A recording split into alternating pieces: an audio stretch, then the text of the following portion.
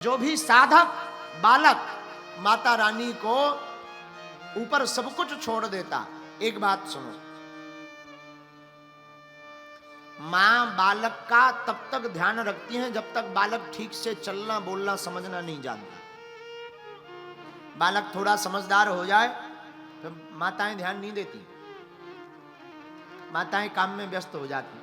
और बालक छोटा हो ना समझ हो तो माताओं की नजर रहती है, कितने भी काम में व्यस्त हो पर एक नजर वो लगाती रहती है, बालक ठीक ठाक है, दरवाजे से बाहर तो नहीं चला गया, किसी आफत में तो नहीं फंस गया, करंट का बोर्ड तो नहीं पकड़ रहा, पानी के पास तो नहीं चला गया, बाथरूम का दरवाजा तो नहीं बंद कर रहा। माँ की बार बार नजर रहती है। लेकिन जब बालक समझदार हो जाता है तो माताओं की फिर नजर नहीं रहती, माताएं अपने काम में व्यस्त हो जाती। वही हम तुमसे कहना चाहते, माँ के दरबार में आकर अगर ज्ञानी बनोगे तो फिर माता तुम्हारे ऊपर दृष्टि नहीं रखेगी। अज्ञानी बनकर के माँ के दरबार में बैठोगे तो हर पल तुम्हारे ऊपर हमारी भगवती की नजर होगी, हर पल आपके ऊपर भगवती की नजर होगी, हर पल मां आपको देखेगी। इसलिए माई बाप, इस कथा की तीसरे दिन की कथा का यही सार हमने निकाला पूरी कथा से कि जो भी बालक अबोध बनकर के मां को पूजन करेगा, मां को ध्याएगा, मां को मानेगा, अबोध बालक बनकर के दुनिया में वह सदा सदा भगवती अम्बा की नजर में रहेगा, सदा सदा भगवती की नजर में रहेगा। और जो भगवती की नजर में रहेगा, माई बाप, जिसकी मां साक्षात हो, जिसके ऊपर मां का वरद हस्त हो, दुनिया की कोई भी ताकत उसका बाल बांका नहीं कर सकती।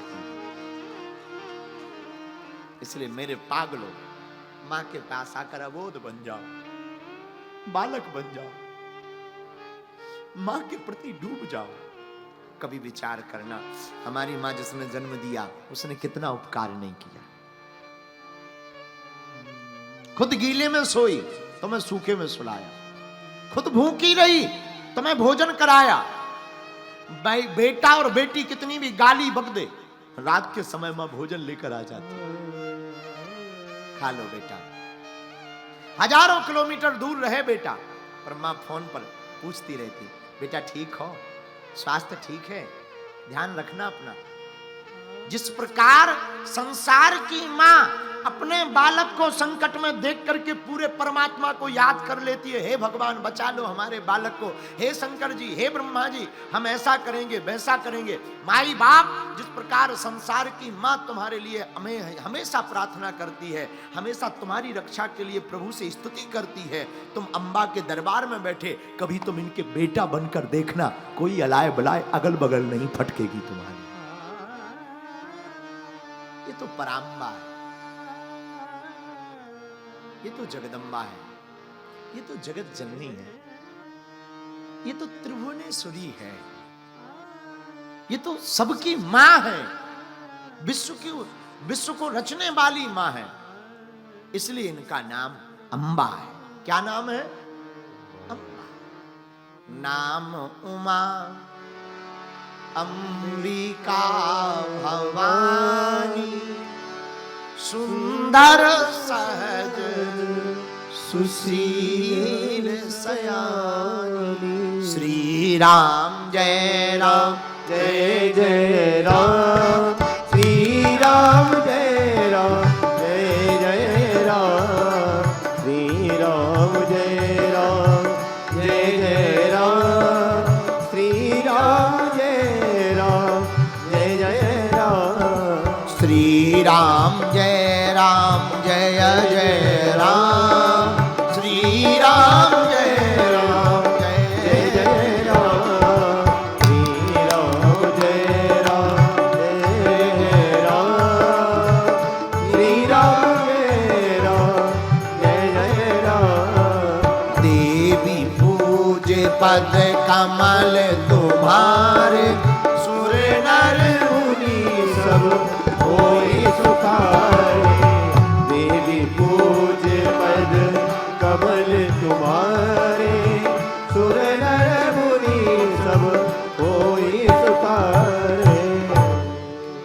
नाम उमा अंबिका भवानी, नाम माँ अंबिका, ये भगवती के नाम जो इस तीर्थ में माँ का हृदय गिरा है, नाम अम्बा पड़ा है, ऐसे ही साधारणतया नहीं पड़ा है।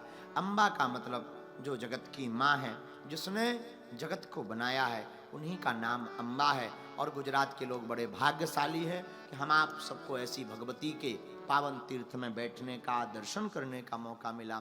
हम भी भाग्यशाली हैं कि हमें अम्बा माँ का दर्शन मिला। आज गब्बर पर ज्योति का दर्शन हुआ और हमको गुजरात के आप सब पागलों को कथा सुनाने का सौभाग्य मिला। और इस कथा के मुख्य यजमान श्री प्रवीण कोटक जी, जो बड़े ही संतों के चहेते हैं, माँ अम्बा के प्रति उनकी अटूट निष्ठा है उन्होंने।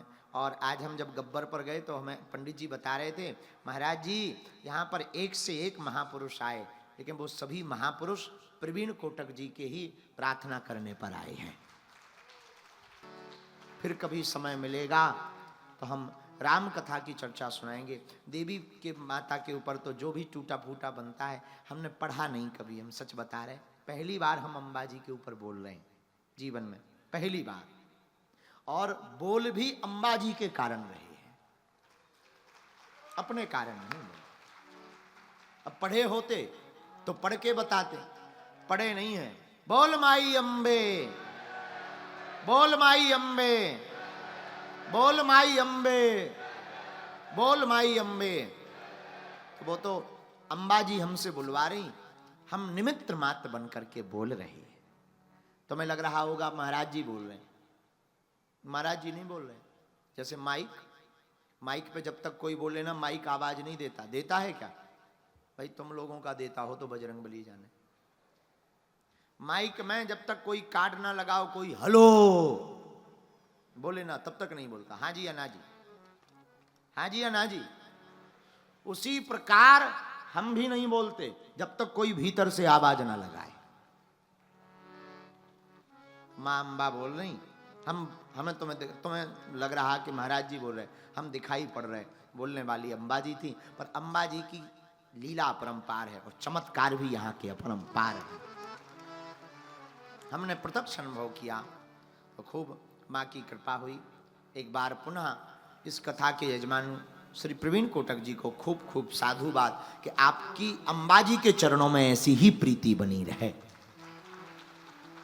और दोबारा जब भी मौका मिलेगा फिर हम चर्चा सुनाएंगे आपके साथ। और फिर से कभी समय मिले परेशान करवे आवी तो मैं, चिंता मत करो। अब तो एक बात बोले, गुजरात हमारा ही प्रदेश है। हाँ, हम भी अब गुजराती हो गए। हम भी अब फोन से बात करते तो कहते तमें केम छो, तो वहां से फोन में जवाब मजा मां खूब सरस है। अब तो हम बहुत गुजराती भी से बद्धानु बैसी जाओ, बद्धा बैसी जाओ, पति गयो। लेकिन सच बताएं, गुजराती भाषा और गुजराती लोग बड़े प्यारे होते, बड़े प्यारे, बड़े दिल वाले होते हैं। हाँ, सीटी ये बजा रहा हो नक्कटा, हाँ, डांसा हो रहा है जो तू सीटी बजा रहा है, आगी के लगे। हाँ, कौन है, कौन बजाया हो, जरा हथवा उठाओ बबू, जरा तुम्हारा हम श्री गणेश वाला शकल देख ले। कौन बजाया हो, खड़ा हो जा जरा, देख लें कि ये कौन महापुरुष है। बोलो श्री राम, जय राम। तो खूब आनंद आया, 3 दिन तक चर्चा हुई। एक बात और, अम्बा जी के जितने भी लोग हैं, हमारी प्रार्थना है, ये पूरा क्षेत्र बड़ा पवित्र है, प्राचीन है। कृपा करके यहाँ आसपास गंदा भोजन और पीने वाली सामग्री ना आने पावे, इसका जरूर ध्यान रखा जावे। इससे तीर्थ की महिमा बनी रहेगी और पवित्रता बनी रहेगी और तीर्थ व्यवस्थित रहेगा। और दूसरी प्रार्थना ये है सभी गुजरात के लोगों से, कृपा करके अब बहुत समय हो गया, अब आओ हम सब हिंदू एक हो जाएं। कौन कौन हिंदू एक है? कौन कौन भारत में हिंदू राष्ट्र चाहता है?